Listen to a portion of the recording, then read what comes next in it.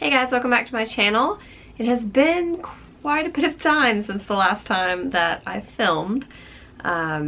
It's just been kind of a crazy couple of weeks, but here I am filming again, and I have 5 more books to talk about that I have recently read, and let's just get right into them. So the first one is Passing Strange, which is fantastic. So I love this gorgeous cover, but this is sort of it was described as a novella with like a supernatural or fantastical element to it. That fantastical element is very light, so if you're not hugely into fantasy or magic or things like that, then I wouldn't be put off by that description. But essentially this is the story of a group of women who are lesbians or bisexual who are in the San Francisco area, and it's set in the 1940s, so it has that 1940s feel. You get some of that political climate, especially the political climate around sexuality and essentially gender projection. So that was really fascinating, and I feel like that and the lives of these characters are the bulk of the story, and then you have this really kind of cool supernatural thing in there. You also have a lot of art and just a really cool group of characters, so it's definitely character focused. And I just thought this was fantastic, and I would recommend it to anybody if you have not picked this up yet. And then as usual, I'm not going to spend too much time on this one, but this is the 15th book in the Animorphs series. This one was a Marco book. This one involved putting some kind of mechanism or mind control thing in sharks.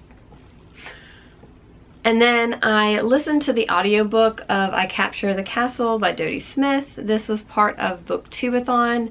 So I haven't actually watched the movie adaptation of this, which I should have, and I just haven't gotten to it yet. But this was really charming. I would say it does have really long chapters, which can sometimes put me off, especially like reading a physical book, because I like to have chapter breaks. But the audiobook of it was really lovely. You do have to make sure that you find one that is not abridged, because the vast majority of the ones that I was looking at were abridged, and I had to look really closely to find that they were in fact abridged.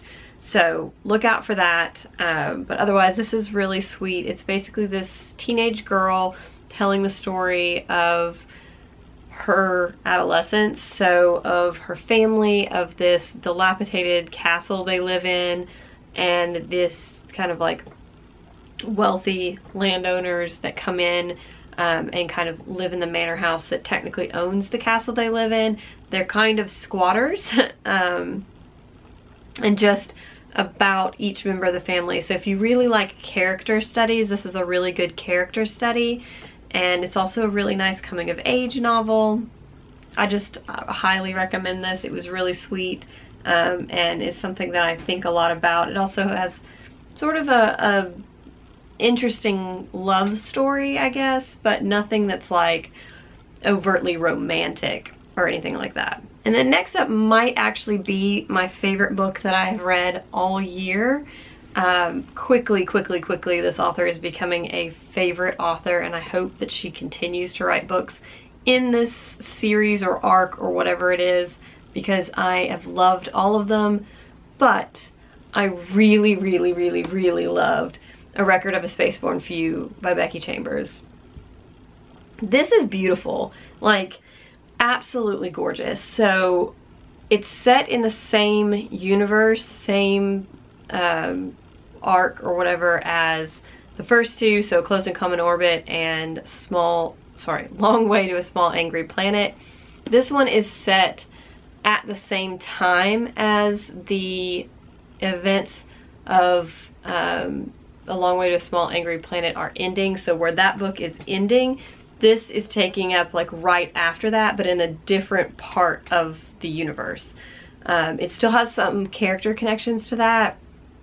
They're slight, and you still get kind of a picture of what was going on there and a little bit of a picture of the aftermath of that book and the scenario, but it follows a completely different cast of characters. So we are in the Exodus fleet, which are all human, so there aren't a whole lot of the kind of interesting other species and races that we see in the other books, but we get a really detailed, in-depth picture of the Exodus fleet, of pieces of their history, and of just how their society has maintained itself, and also kind of how it's evolving and maybe not evolving. And the characters in this are so fascinating.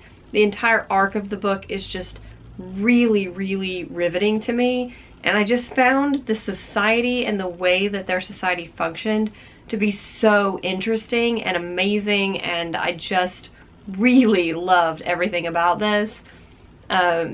With this one, I know people said you could read the other two in any order, which I don't agree. I think they need to be read in the order they were published. You definitely need to read at least the first one before you read this one. Now, you could read this one before you read A Closed and Common Orbit, but there's really no reason to.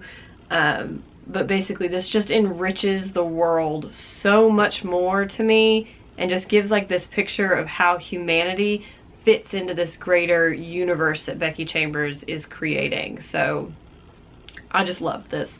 Absolutely 5 stars. So far, I think my favorite thing I've read this year. So the last one that I want to talk about is a very recent read, and it does not come out until actually the 18th of September. I received a NetGalley arc of this from Berkeley Publishing Group, and I really enjoyed this. So it is a historical fiction novel. It is set mostly in France, so in Paris and in the kind of French countryside, so Provence mostly. And it is following a main narrator who is kind of a 30-something girl out of San Francisco. She's an orphan. She has really no family connections, and she is a photographer and also has an interest, a personal interest in carousels.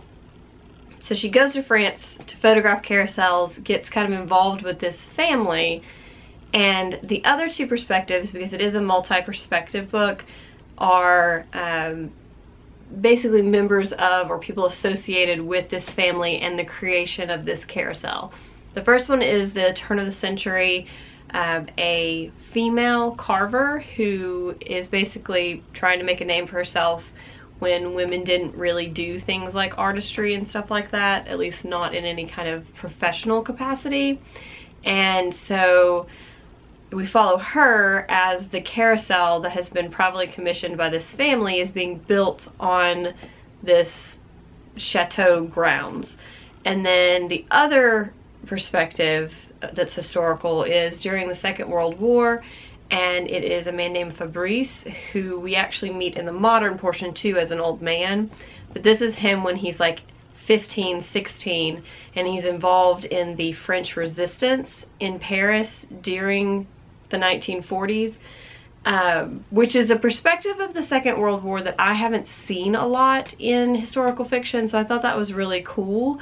And I really just overall thought the different perspectives and the storyline were really unique in historical fiction, so I really liked that about it. And then so it alternated perspectives. It kind of laced the two historical ones throughout a few chapters of Katie, the main modern character's perspective.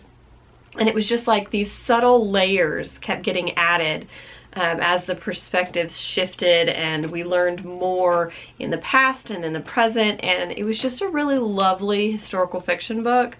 There is a sort of romance in there, but I didn't feel like it took away from the book, but I also didn't really feel like it was featured in any way.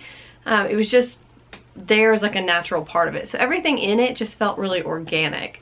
So I really liked it. My only complaint is I felt like the ending was abrupt and some of my questions didn't get answered, but I also think maybe I was a little more invested in the characters, and I was hoping for resolution on some things that the author didn't actually intend to resolve.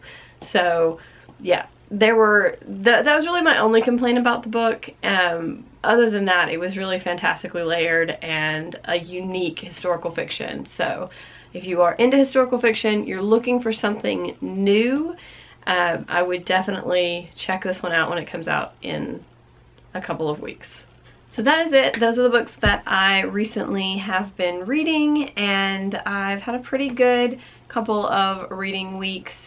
Reading at a bit of a slower pace. Took about a week off from really reading anything. But I did successfully break out of book jail. I was in book jail in July because I bought way too many books, and I read all but one of them. If you have no idea what I'm talking about, I will link my Bookopoly video below. But I broke out of book jail and I bought one book in August and then managed to read it. So we are on track for September, which I already know is going to be a train wreck because I'm going to New York and there are a lot of bookstores in New York. So I saved my get out of jail free card for September. But yes, so those are the books that I've been reading. I would love to hear what you guys are reading, or if you've read any of these, what you thought of them. And if you like this video, give it a thumbs up, and I will see you guys next time. Bye!